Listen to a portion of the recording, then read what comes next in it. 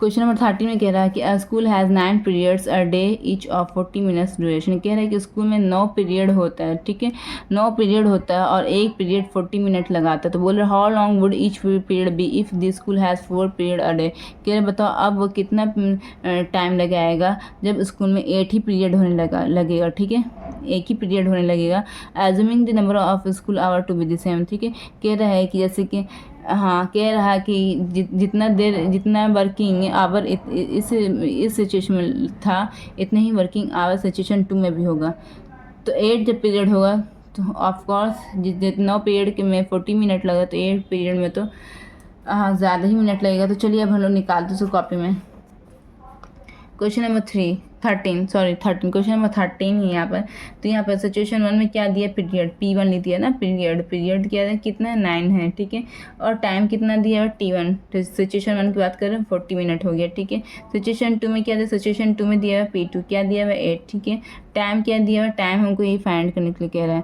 तो अब यहाँ पर हम लोग क्या फाइंड करने कह रहे हैं, टाइम फाइंड करने कह रहे हैं। तो इट मीन्स हम लोग टाइम वाला डेटा को राइट हैंड साइड लिखेंगे, बाकी का डेटा को हम लोग यहाँ पर लेफ्ट हैंड साइड लिखेंगे। तो टाइम का डेटा सिचुएशन 1 में क्या है 40, तो 40 मिनट इधर लिख दिया, ठीक है। इसके कॉरस्पॉन्डिंग पीरियड कितना है, 9 पीरियड है ना, 9 पीरियड्स, ठीक है, 9 पीरियड्स लग रहा है और एक पीरियड 40 मिनट लग रहा है, ठीक है, जब 9 पीरियड था, ठीक है। जब हम एक ही पीरियड करेंगे, एक ही पीरियड हम जब लेंगे और नंबर ऑफ वर्किंग आवर वही सेम रहेगा तो जाहिर सी बात है टाइम में ज़्यादा लगेगा। तो 9 × 40 मिनट, ठीक है। अब हम लोग नंबर ऑफ पीरियड कितना है, सिचुएशन 2 का 8 है, 8 पीरियड।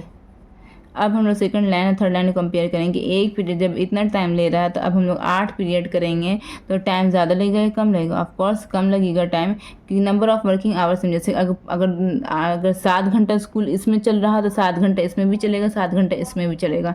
नंबर ऑफ पीरियड के घटने बढ़ने से फ़र्क नहीं पड़ेगा, तीनों सिचुएशन में number of working hour same है, ठीक है। अगर 7 इसमें चल रहा है तो इसमें भी 7, इसमें भी 7। तो अगर एक पीरियड में अगर इतना मिनट अगर ले रहा है तो अगर 8 पीरियड कर देंगे तो बताओ ये ज़्यादा मिनट लगेगा या कम मिनट लगेगा, कम लगेगा ना टाइम।